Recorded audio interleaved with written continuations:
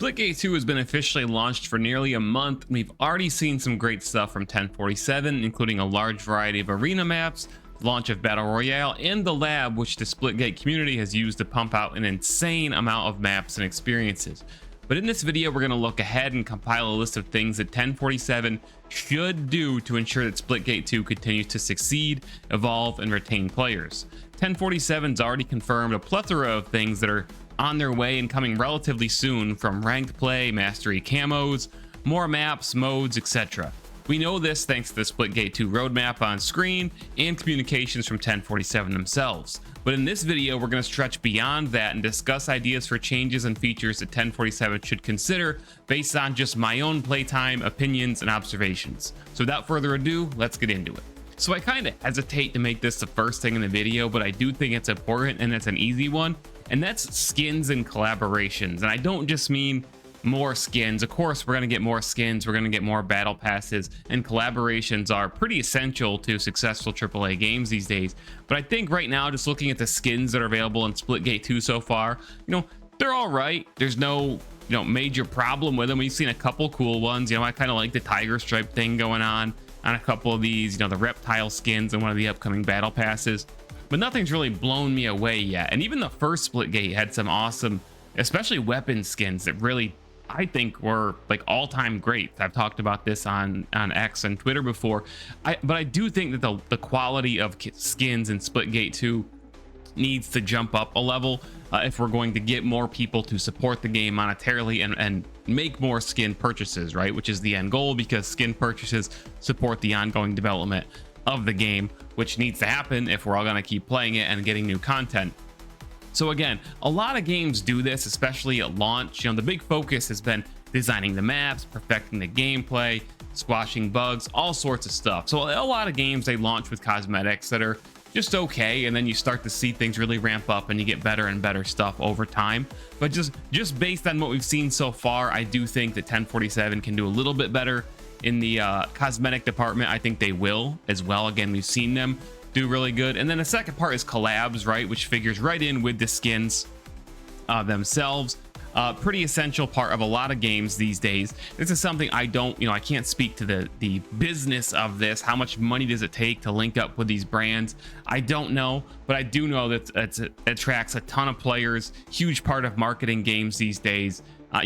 Everybody who plays video games out there can think of some collabs that they probably really loved and made them go download and install a game to either go back to it or play it for the first time, just because Berserk was collaborating with Diablo, or Gundam was collaborating with Overwatch, or whatever. So next, I want to talk about the evolution of Battle Royale, which is obviously a huge deal when they announced it on stage at Summer Game Fest. Attracted a lot of new players to the Splitgate brand for the first time, and I think the Battle Royale experience in Splitgate 2 can evolve in a number of ways and must evolve in a number of ways. But these are some of the small changes that I think are essential or can be done in the short term to help things keep moving here over the next 3 to 6 months. So what's going to be interesting is how they evolve the map first and foremost, because we know it's got the split world concept, the biomes. It's going to be essential to shake up those biomes, or seasonally, I think they can either remove a biome and put a new one that's been built. That's kind of the whole point of the split worlds concept, right? It's like Legos. You can take off one piece and put on one. I don't think that they should ever focus on, hey, let's do an entirely new Battle Royale map. They can just keep iterating on this one seasonally, and I'm very interested to see how often they do plan to change this map. How often will they just change 1 or 2 POIs versus how often will they add an entirely new biome? And then when they do that, it'll be interesting. They can, at least in LTMs, I think, experiment with the number of biomes on the map. I'm cool with 60 players. I played Apex for years. I love 60-player battle royales. Apex to me is probably the best battle royale of all time. PUBG was great, obviously, but very different game. But they can experiment with smaller maps or bigger maps while keeping the number of players the same. I hesitate to say bigger because it is a very fast-paced action arena shooter like battle royale, but especially smaller. I wonder what it would like to have a version of Split Worlds in an LTM playlist with only 3 biomes to drop into, and then the 4th opens up. Or yeah, maybe try 5 right at the beginning instead of having the 4th open up. see how that changes the pace of play. You don't want a boring middle game, but experiment with that stuff in LTMs, you know, attach some event cosmetics to it for people that play those modes or whatever, to make sure people play it and test it. Just an interesting thought. But then we also need, in my opinion, just seasonal changes in general. We know we're going to get more, you know, more weapons and equipment and all these tools, which will shake up the meta of the game, because there's the arena mode as well. But, you know, I think seasonal narrative events can certainly help, kind of like games like Apex and Overwatch do. Just, you know, a 1 or 2 minute, you know, cutscene or whatever. Doesn't need to be storytelling in the game, so to speak, like in the game universe. Just stuff to keep, you know, explain why did this map change, why did the weather change in this biome, whatever's going on. I think that will help. Obviously, live events, Fortnite's been very successful with that. That would be a very long-term goal, I think, for 1047. I think that takes an insane amount of resources to pull off, and 1047 is still a very small studio, so something for the future, but that would be a stretch goal. And then there's a couple other things. You know, I think ranked battle royale is obviously a thing that could help long term, give people more reason to grind. Could arrive sooner rather than later, don't know, just throwing it out there. I do think that, like every other battle royale out there, but especially because Splitgate 2 is a game that has a very high skill ceiling, the solo experience, what can 1047 do for the solo battle royale player? Because I think right now you're definitely seeing a lot of competitive players flock towards battle royale and play together in squads.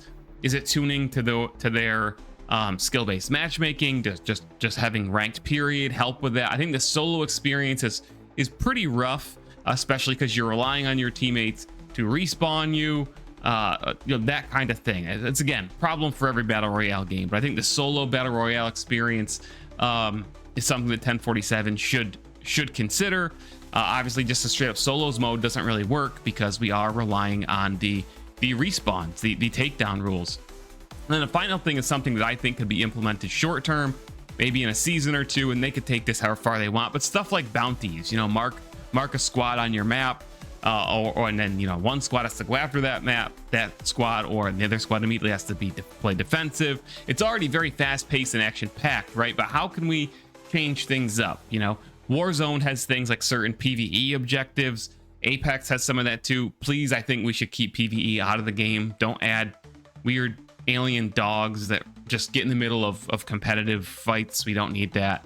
1047 Respawn really shouldn't have done it, in my opinion.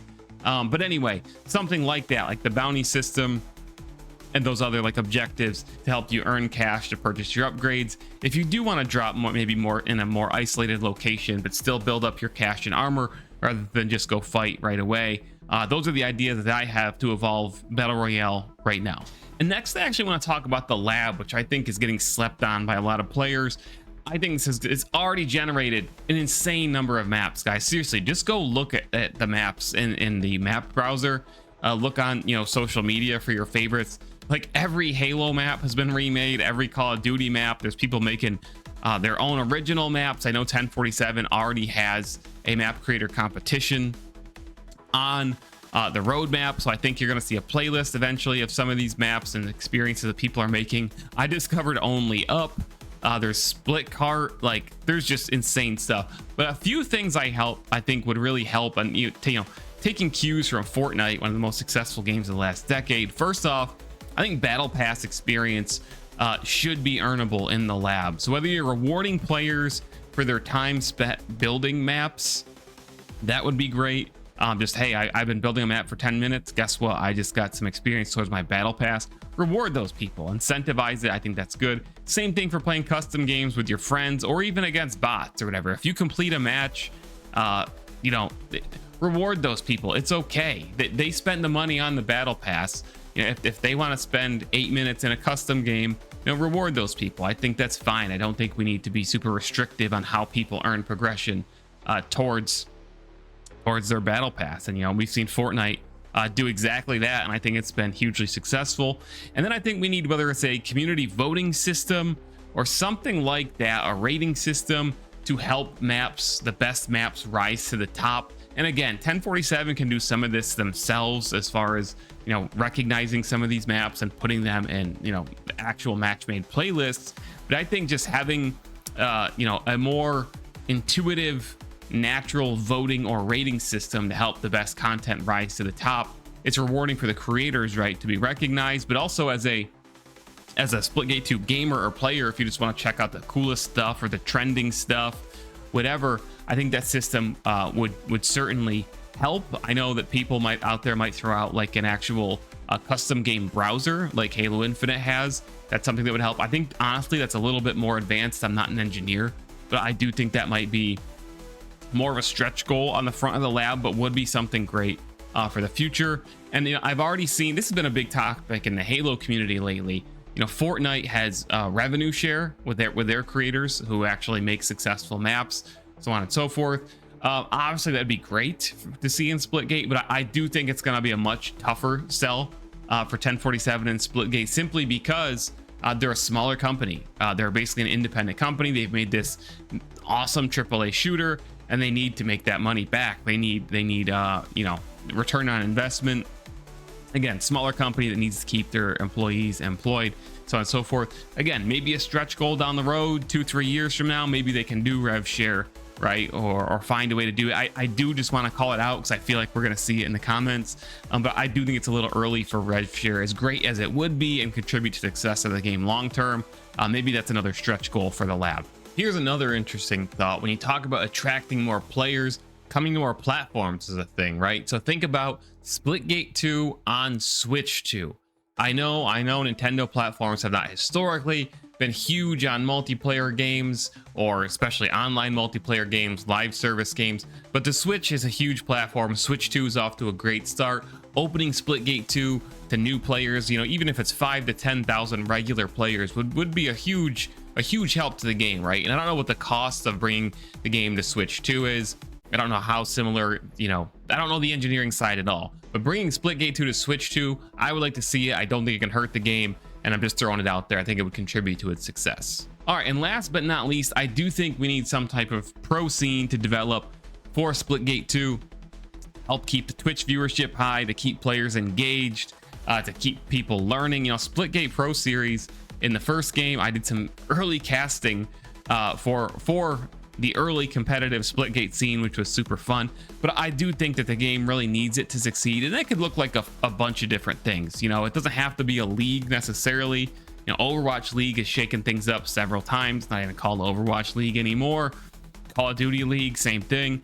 Whether it's just, you know, the occasional tournament, whether it be in game, like you can actually run like the finals does. You could do an LTM with tournaments through the game itself, or just, you know, what, Twitch Rivals type tournaments every now and then with Twitch drops. Keep that interest in the competitive side of Splitgate. It's a very competitive game. I love watching highly skilled players play it. It's something to behold. So I just think that in general, you know, pro scenes, competitive scenes, tournaments, they help a game. And since Splitgate 2 is such a competitive game and one that's super fun to play, I think it's important to keep curating that side of the game. So I'd be curious what you guys think when you're watching this video. What type of tournament or pro scene would you like to see? Obviously, there were a lot of orgs that are familiar with Splitgate because they did get involved with Splitgate 1. And you want it to be organization based? You know, be happy to hear your thoughts down in the comments. But I do think that it's necessary for the game's long-term success.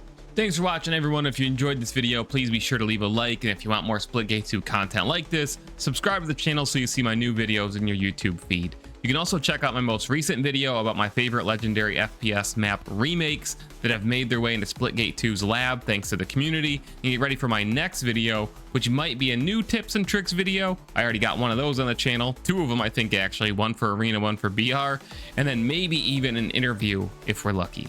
So stay tuned, thanks for watching, we'll see you in the next one. Reynolds out. This video is sponsored by G Fuel Energy, a sugar-free energy drink available in both powdered and canned form, and you can get 20% off using code MAYOR at discount. That's just MAYOR, M-A-Y-O-R. Right in checkout, it's going to get you 20% off. There's a ton of good flavors, including this new Cyberpunk 2077 Phantom Liberty flavor. If you need a competitive edge, guys, something to keep you up on those late nights, or just get you hyped for whatever the latest release is, look no further than G Fuel Energy and use code MAYOR to get a discount on your order and support my content and channel at the same time.